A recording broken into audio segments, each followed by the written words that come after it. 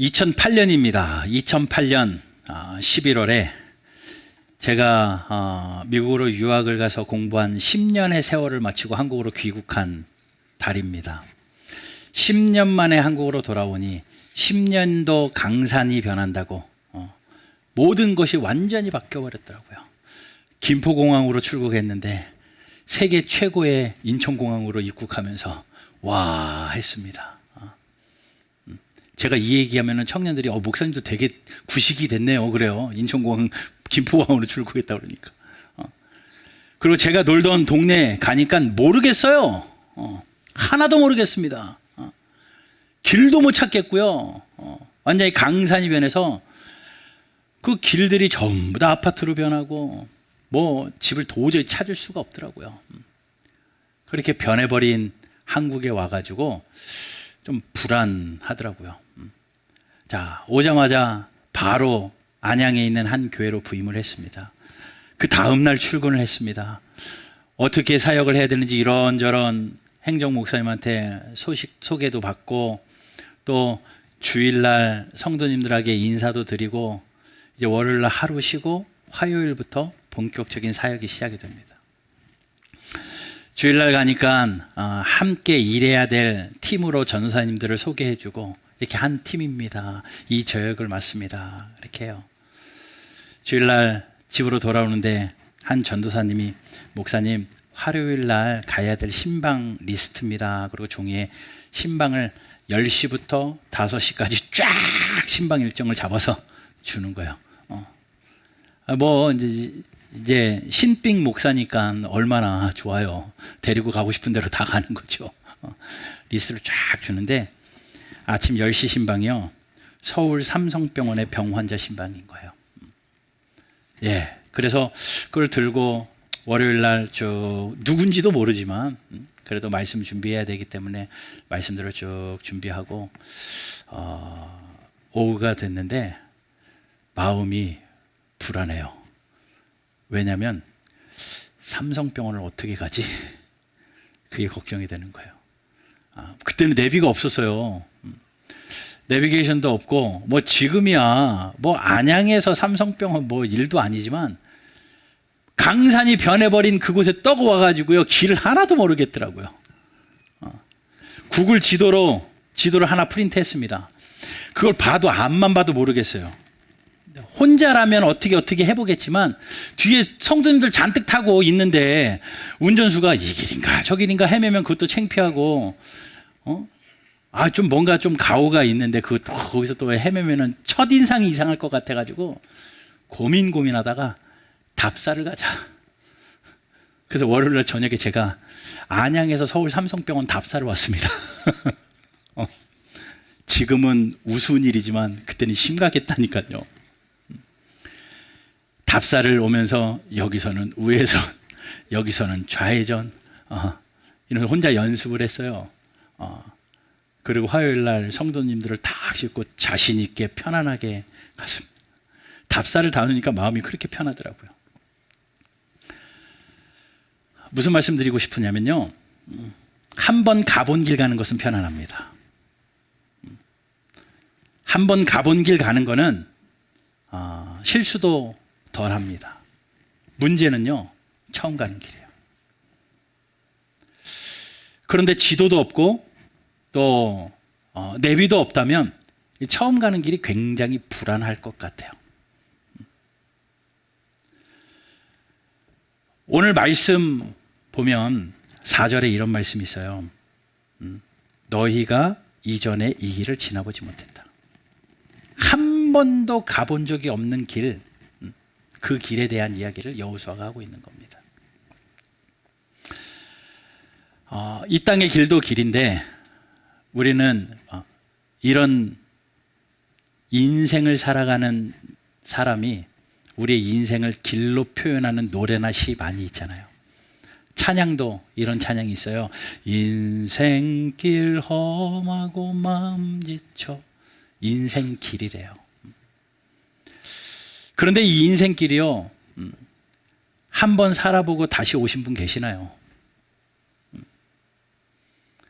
한 번도 가보지 않은 불안한 인생길을 갑니다. 내비게이션도 없이 지도도 없이 이 길이 맞나 저 길이 맞나 헤매며 가는 게 우리의 인생입니다. 이 젊은 청년들, 자기의 인생길에 대해서 퀘스천 마크가 많은 청년들에게 도전을 주었던 한 노래가 있어요. 1세대 아이돌인데 G.O.D라고 알아요? G.O.D. 그들이 이런 노래를 불렀습니다. 길이라는 노래요. 이 길이 맞는지 아닌지 긴인지 알 수 없지만 이런 노래예요. 못 따라요. 그래도 난 걸어가네 뭐 이래요. 그 가사가 그렇습니다. 내가 가는 이 길이 어디로 가는지, 어디로 날 데려가는지, 그곳은 어딘지 알 수도 없고 알 수도 없는데 그래도 난 살아가고 있다. 시간이 째깍째깍 가니까 어딘지 모르게 어디로 가는지도 모르게 살아가고 있더라. 나는 왜 이 길에 서 있나? 정말 이게 나의 길인가? 그러면서 질문합니다. 이 길의 끝에서는 내 꿈이 이루어질까? 이렇게 살다 보면 결국은 내가 원하는 꿈을 이룰 수 있을까? 나는 무엇을 꿈꾸는가? 그건 누굴 위한 꿈인가? 내가 그 꿈을 혹시라도 이루게 되면 나는 그 꿈 앞에서 과연 웃을 수 있을까? 노래 가사예요. 이 노래가 청년들에게 선풍적인 인기를 끕니다. 왜냐하면 자기 마음속에 있는 생각을 표현해냈거든요. 아마 우리 청년들 동일한 생각 가지고 있을 것이고, 아니면 인생을 훌쩍 많이 살았어도 여전히 우리 가운데 있는 그러한 퀘스천 아니겠습니까? 성경에 보게 되면 한 번도 가보지 않은 길, 불안함 가운데 걸어갔던 한 청년이 있습니다. 야곱이라는 청년입니다. 형 에서의 칼날을 피해서 무작정 집을 뛰쳐나와 도망갑니다. 어머니의 지시를 받아서 하란이라는 삼촌 집으로, 라반 삼촌 집으로 갑니다. 한 번도 가보지 않은 광야길입니다. 어디로 가야 할지도 모릅니다. 그런데 그냥 무서우니까 뛰쳐나왔는데 그 길이 너무나도 불안해요. 어디로 가야 될지 모르겠어요. 루스라는 곳에 도착을 했습니다. 해가 뉘엿뉘엿 져가지고 그곳에 돌베개를 베고 잠들어 버려요. 하나님이 아시죠? 젊은 사람이 갈 바를 알지 못하고 불안함으로 한 번도 가보지 않은 그곳에 서 있는 그에게 힘을 줄 수 있는 것이 이것인 줄 알고 하나님이 꿈에 그에게 나타나십니다. 그래서 꿈에 그에게 뭐라고 말씀하시냐면요, 창세기 28장 15절 같이 한번 읽어보겠습니다. 시작. 내가 어디로 가든지 너를 지키며 너를 이끌어 이 땅으로 돌아오게 할지라. 내가 내게 허락한 것을 다 이루기까지 너를 떠나지 아니하리라. 아멘. 하나님이 그에게 필요한 건 이거라라고 생각하셨어요. 내가 너를 이끌고 갈게. 거기 갔다가 돌아올 때까지 내가 책임질게. 절대 떠나지 않을게. 이 위로의 메시지를 전달해 주시니까요, 야곱이 힘이 나는 거예요. 벌떡 일어나서 그곳에서 제단을 쌓고 베델이라고 하고 그곳에서 하나님 앞에 예배를 하고 그 다음날 힘내서 달려갑니다. 힘내서 달려가요. 이게 필요하거든요. 이 힘이 필요하거든요. 한 번도 가보지 않은 불안한 인생길을 살아가는 우리 청년들, 이 힘이 필요합니다. 이 믿음이 필요합니다. 오늘 본문은요, 한 번도 가보지 않은, 말 그대로 이전에 지나가 보지 않은 그 길을 가는 그들에게 여호수아가 두 가지 부탁해요. 두 가지. 우리 청년들이 두 가지 꼭 기억하시고요. 우리 성도님들이 두 가지 꼭 기억하시고요. 하나님 앞에서 우리에게 남겨주신 남은 인생의 길을 그렇게 살아가는 저와 여러분들 꼭 되기를 주 예수 그리스도의 이름으로 축원합니다. 무엇을 명령하실까요? 명령문 두 개가 딱 나오거든요. 하나는 3절 후반부에 맨 마지막에 이렇게 말해요. 그 뒤를 따르라. 이것 따라가래요. 너희가 한 번도 가보지 않은 이 길, 이것 따라가라 라고 말합니다. 그것이 뭔데요? 언약궤입니다. 언약궤를, 제사장들이 언약궤를 메고 출발하거든 너희들은 그 언약궤를 따라가라. 왜냐하면 너희는 한 번도 이 길을 가보지 않았기 때문에 그 언약궤를 따라가라 라고 말합니다. 그런데 이 언약궤에 하나님의 영광과 임재를 상징하는 이 언약궤에 너무 가까이 가면 안 되기 때문에 2000규빗 정도 거리를 두래요. 보일 수 있는 거리입니다. 얼마든지 따라갈 수 있는 거리입니다. 그 정도의 거리만 유지하고 이 언약궤를 따라오거라 라고 말씀합니다. 이 언약궤는 법궤이고요, 하나님의 영광과 임재의 상징입니다. 이 언약궤는요, 성소의 지성소에, 성막 가운데 지성소에 있었던 하나님의 영광이 있는 하나님의 임재가 상징되어지는 언약궤예요. 사무엘상에 가면요, 엘리 제사장 때 블레셋과 전쟁을 합니다. 블레셋과 전쟁을 하면서 어떻게든 이겨보고 싶은 심산에 하나님이 우리와 함께 전쟁에 나가주십시오 라는 그런 마음 가지고 언약궤 붙들고 전쟁 나갔거든요. 근데 블레셋한테 언약궤를 뺏겨요. 전쟁 가운데 언약궤를 빼앗겨버립니다. 언약궤를 뺏긴 백성들이 이렇게 고백합니다. 사무엘상 4장 22절 같이 한번 읽읍시다. 시작.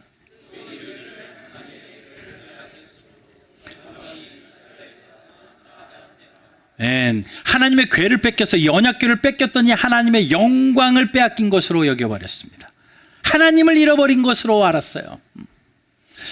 지금은 우리가 살아가는 가운데 이 언약궤는 눈에 보이지 않지만 여전히 처음 살아가는 인생길을 살아가는 저와 여러분들이 이 언약궤는 보이지 않아서 따라갈 수 없지만 하나님이 따라가 보이는 한 언약궤가 있으니 이 말씀이에요. 말씀. 그러니 첫 번째, 한 번도 가보지 않은 처음 가는 이 길을 살아가며 말씀 따라가십시오. 말씀 따라가십시오.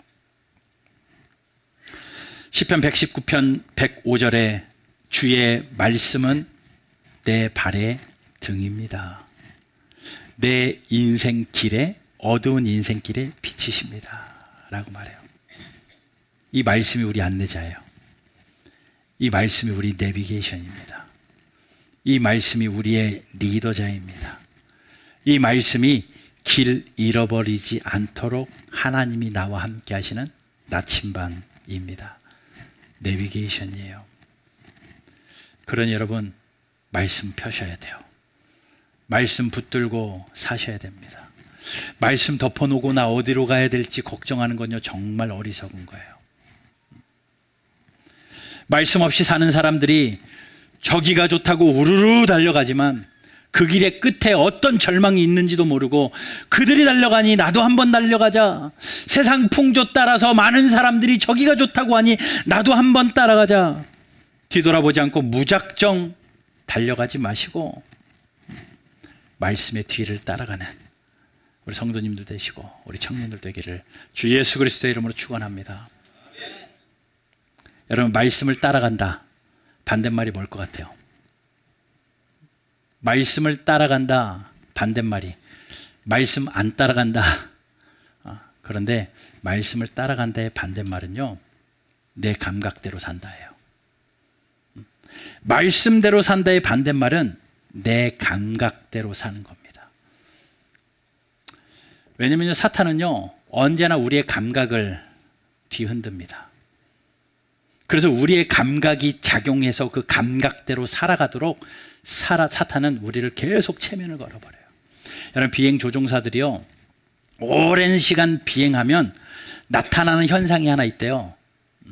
뭐냐면 저게 보이는 게 땅인지 하늘인지 모른대요. 오랜 시간 계속 비슷한 것만 보고 몇 시간을 가다 보니까 저 앞에 보이는 게 땅인지 하늘인지 감각을 잃어버리는 때가 온대요. 그래서 비행 조종사들은 항상 이런 훈련을 합니다. 그런 감각을 잃어버릴 때에, 감각이 흔들릴 때에 내 감각 믿지 않고 계기판 보는 훈련을 한대요. 너무나도 당연한 것 같은데 그것이 큰 사고를 방지하는 비결이라고 이야기합니다. 여러분, 사탄은 우리를 계속 감각을 종용합니다. 하나님이 천지를 창조하시고 에덴 동산을 창설하시고 그곳에 아담과 하와를 두셨을 때에 하나님 보시기 심히 좋았는데 사탄은 그곳에 가서 그 인간들을 유혹하며 속삭이는 게 감각을 건드려요. 그러니 아담과 하와가 이렇게 고백하잖아요. 저 선악과를 보니까 보암직도 하고 먹음직도 하고 지혜롭게 할 만큼 탐스럽기도 하고, 그 감각이 작용된 거예요. 그러니 죄를 진 겁니다. 항상 감각을, 내 뜻을 뒤흔듭니다. 그러니 여러분, 사시면서 감각대로 사지 마십시오. 내 뜻대로 살지 마십시오. 내 기분대로 살지 마시고 하나님의 말씀대로 사십시오. 우리 감각대로 사는 게 우리 청년들이잖아요. 이건 내 스타일이, 마이 스타일이에요. 내 감각이에요. 그러나 하나님의 말씀 앞에 감각대로 살지 말고 하나님의 말씀 따라가는 우리 바른교회 청년들 꼭 되기를 주 예수 그리스도 이름으로 축원합니다. 인생이 나침판 되세요. 절대 틀릴 길이 없습니다. 그 인생의 끝에는 반드시 이루어질 것은 이루어지고 그 끝에서는 웃게 되어 있습니다. 그러니 말씀 읽으십시오. 또 한 가지 명령이 있어요. 한번 보세요. 어디에 명령문이 나옵니까? 5절에 보세요. 너희는 자신을 성결케 하라. 성결케 하라. 성결하게 하래요. 한 번도 안 간 이 길 가운데 자신을 성결하게 하며 따라가래요. 깨끗하게 하라는 거죠. 다르게 이야기하면, 원어를 잘 분석해 보면요, 이건 무엇을 이야기하냐면요, 나는 작아지고 하나님을 커지게 살라라는 겁니다. 내 뜻은 사라지고 하나님의 뜻이 나의 삶에 나타나도록 살라라는 거예요. 여러분 살면서 자꾸 내 뜻만 나타나잖아요. 나만 점점 커지는 인생 살잖아요. 그러지 않고 하나님이 점점 커지는 인생을 살라라는 겁니다. 그러한 삶은요, 회개하는 삶입니다. 내 교만을 내려놓는 삶입니다. 하나님의 뜻대로 살려고 부들부들 떨면서 사는 삶입니다. 세상 헛바람 잔뜩 들어가지고 어깨에 힘 잔뜩 들어서 세상 멋대로 살아가는 것이 아니라 이 헛바람 빼버리고 납작하게 엎드려서 하나님 앞에 살아가는 겁니다. 내가 아무리 높은 위치에 있어도 하나님 앞에서는 가장 낮은 자로 바짝 엎드리며 회개의 영으로 살아가는 것, 이것이 성결하게 사는 겁니다. 젊은 사람일수록 그것이 쉽지 않고 성공한 사람일수록 그것이 쉽지 않겠지만, 우리 바른교회 청년들은 자신을 성결하게 해서 늘 회개하는 마음으로 하나님 앞에 낮은 자세로 겸손으로 살아가기를 바랍니다. 자동차를 이용해서 사막을 지나가다 보면요, 한순간 모래더미를 만나기도 하고, 바람으로 불어오는 바람 때문에 갑자기 모래 웅덩이가 생겨 웅덩이를 만나기도 하고, 그래서 자동차가 바퀴가 빠질 때가 있대요.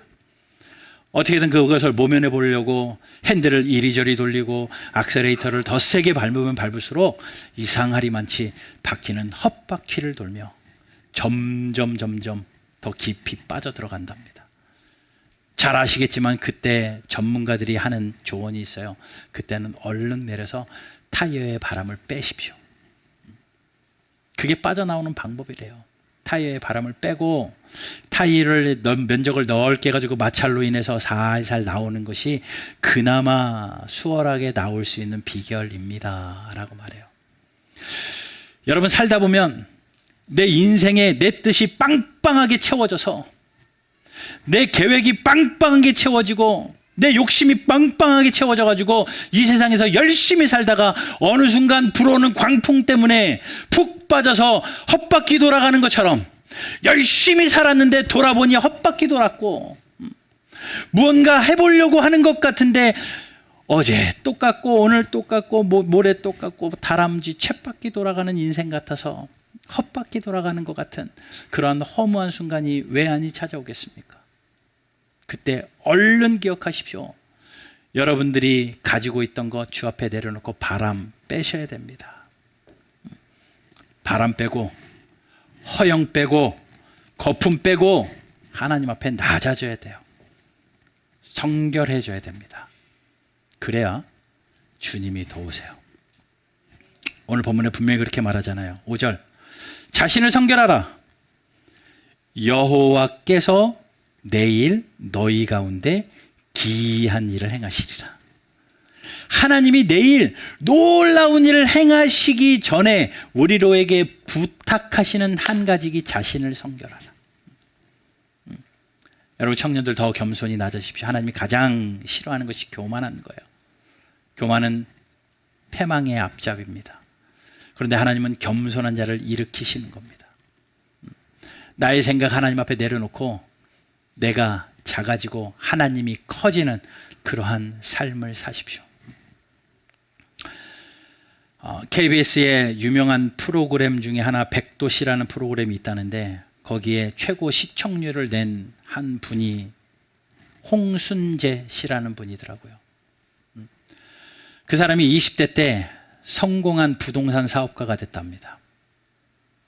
20대 때의 젊은 나이에 성공해서 아파트도 몇 채를 가지고 있고 또 5채라는 것 같아요.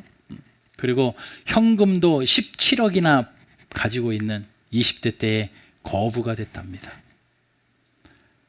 자신의 고백으로는 차에다가 1억씩 현금을 싣고 다닐 정도였대요. 그러던 그가 빵빵하게 발음을 넣어서 그렇게 잘 달리던 그가 2000년 후반의 경제 위기 때 폭삭 망해버렸답니다. 하루아침에 모든 거품이 사라져버리고 정신을 차려보니 빚이 5억이 남은 알거지가 됐더래요. 어제의 삶하고 오늘의 삶을 비교해 보니까 너무나도 자신이 한심하더라는 겁니다. 소망도 없습니다. 힘이 빠져서 아무것도 할 게 없더래요. 그래서 그 하루는 그냥 자기가 평소에 자주 가던 보쌈집에 들러서 돈은 없으니 아무것도 시키지 못하고 멍하니 앉아만 있었답니다. 그 주인 할머니가 이렇게 보니 뭔가 문제가 있는 것 같으니 밥을 한 그릇 내어줬대요. 밥을 한 그릇 받고 보니 먹을 힘도 없더래요. 그래서 멍하니 그냥 멍 때리며 앉아 있었답니다. 그랬더니 그 할머니가 이상했는지 그 청년에게 와서 5만 원짜리를 주머니에 넣어주며 청년 힘내 라고 그 할머니가 5만 원을 전해줬대요. 너무 부끄럽다라는 겁니다. 내가 이러지 않았는데 내가 누군가에게 5만 원을 받는 사람이 되다니, 밥 한 그릇을 받는, 자기가 너무 부끄럽고 그 자리에 있기 민망해서 뛰쳐나왔답니다.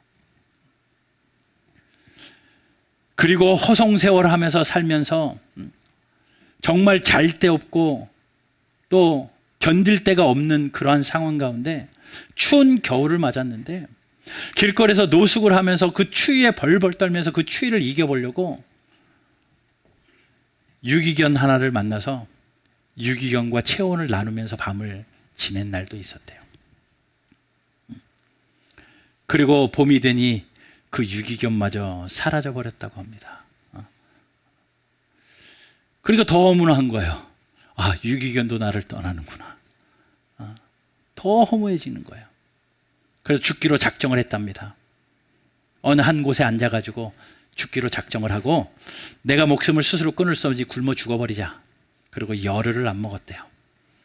비실비실 그냥 그렇게 버티고 있는데 저쪽 멀리서 지체 장애인 분이 한 분 걸어오면서 폐지를 줍는 지체 장애인이었대요. 폐지를 주섬주섬 주우면서 자기 앞에 오더니 자네 이렇게 굶으면 죽어. 그러면서 빵하고 우유를 하나 던져주고 가더래요. 그거를 받은 순간 눈물이 와락 쏟아지더래요. 내가 바람 들었을 때는 저런 사람 눈에도 보이지 않았고 오히려 손가락질하면서 길거리에 방해된다고 뭐라고 하고 지체 장애 있는 사람들을 우습게 알았는데 내가 저 사람의 도움을 받다니 그래서 충격을 받았습니다. 그리고 자신 안에서 일어나는 그 무언가의 힘으로 다시 누군가 돕는 삶을 살아야 되겠다라고 해가지고 창업을 돕는 교육가가 되고 다시 성공한 사람의 이야기가 바로 그 홍순재라는 사람의 이야기예요. 자기의 이런 에피소드를 엮어서요 한 책을 냈는데 그 책 제목이요 당신이 은인입니다. 책 제목이 당신이 은인입니다 라는 책이에요. 여기서 은인은요 보쌈집 할머니가 은인이고요 체온을 나누어줬던 유기견이 나의 은인이고요. 자기에게 빵과 우유를 던져준 지체 장애자, 폐지 짚는 지체 장애자가 나의 은인입니다 라고 고백하며 나도 이제 누군가의 은인이 되어지며 살겠습니다. 죽으라는 법은 없습니다 라고 이 책에 쓰여져 있더라고요. 근데 가만히 읽어보니까 하나님이 하나님의 사람들 곁에 심기워 주신 은인들이 얼마나 많은지요. 하나님이 항상 한 사람을 사용하실 때에 심겨두신 사람을 통해서 우리에게 기이한 일을 보이시더라고요. 이 여호수아가요, 이제 여리고 성으로 들어갑니다. 적진 안에 들어갑니다. 적진에서 살아가는 방법을 어떻게 체득하냐면요, 하나님이 심기워 주신 은인 기생 라합으로부터 도움을 받습니다. 한 번도 거들떠보지 않았던 그 기생 라합으로부터 도움을 받습니다. 엘리야가 자신의 사명을 다하고 진이 빠질 대로 빠져서 하나님 차라리 죽게 해주십시오 라고 할 때 하나님이 그에게 뭐라고 말씀하시냐면요, 힘내라, 바알에게 무릎 꿇지 않은 7,000명을 내가 예배해뒀다. 너에게 힘이 될 만한 사람들 예배해뒀다. 하나님이 그렇게 힘을 주셔요. 그런 일들로 기이한 일을 행하십니다. 이런 만남의 은혜로 기이한 일을 행하십니다. 이런 은인들로 나의 삶에 하나님의 살아계심을 경험하게 하십니다. 그런데 우리 청년들, 그런 만남의 복이 있고 하나님이 그 사람을 통하여 기이한 일을 경험하게 하실 때는 이거 하래요. 성결하라. 성결하라. 자신을 낮추십시오. 그리고 하나님을 높이십시오. 전도서 11장 9절 말씀 보면요, 청년이여, 내 어린 때를 즐거워하며 내 청년의 날들을 마음으로 기뻐하여 마음에 원하는 길과 내 눈이 보이는 대로 행해라. 좋아요. 원하는 길대로 살고 마음이 눈이 보이는 대로 살아라.